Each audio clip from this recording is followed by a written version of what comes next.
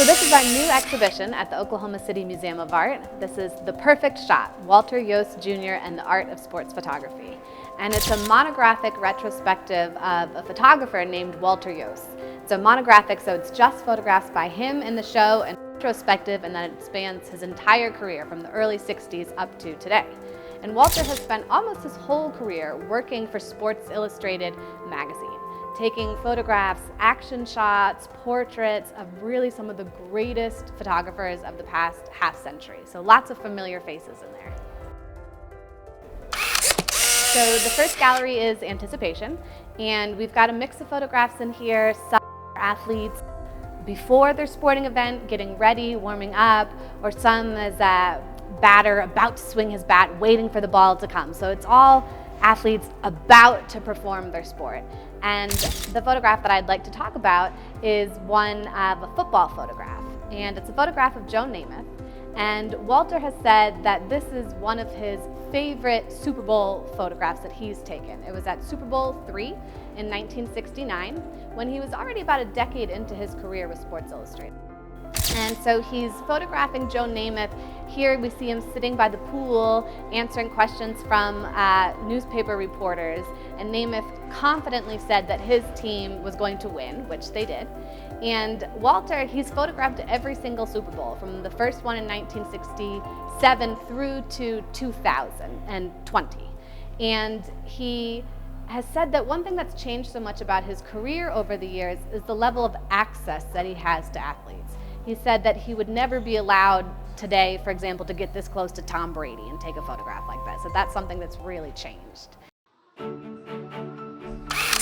Next, we have Perseverance. And here we see athletes really pushing through, struggling, but making it to the end.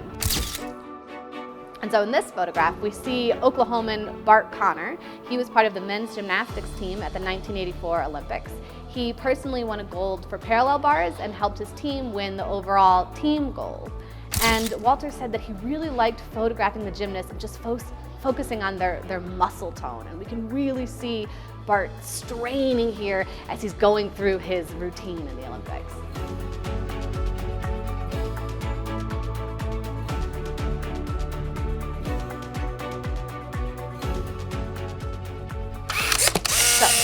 And now we're into the third gallery of the exhibition, where we really have some of the greatest athletes of all time.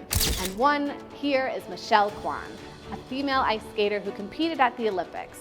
And this one is a photograph that I really love because it's so graceful and her poise.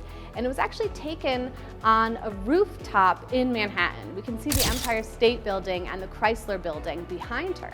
And what Walter and his team did was they put down a sheet of black plexiglass on the roof, right up to the edge, so that it would have a reflective quality like ice. We can see her skates reflected in the plexiglass.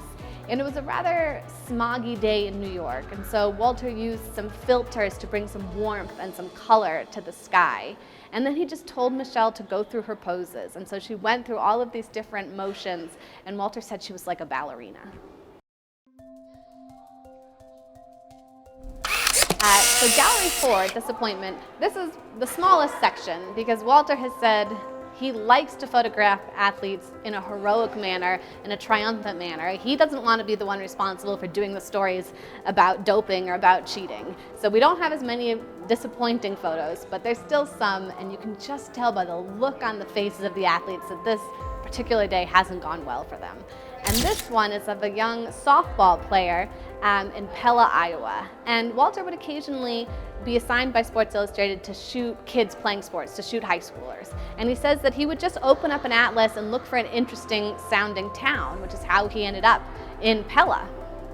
And when I asked Walter about this photograph, he very much remembered the yellow bus in the background, because Walter says that the background of a photograph can sometimes be even more important than the main subject, and that he focuses a lot on the background. And when he got to this game, he loved how the bus has its horizontal yellow and black stripes, and then we have the high school softball player in her uniform with the yellow and the vertical stripes, and he said it made for just a great composition.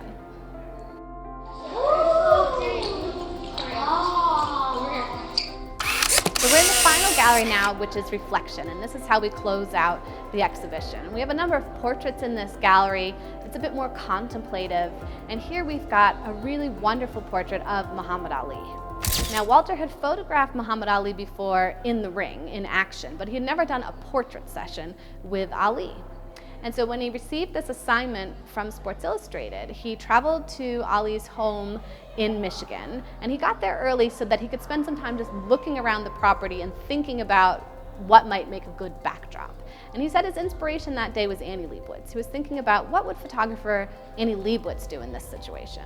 And he saw a white picket fence on the property, and he thought that that would make for a great backdrop with a beautiful tree to the side.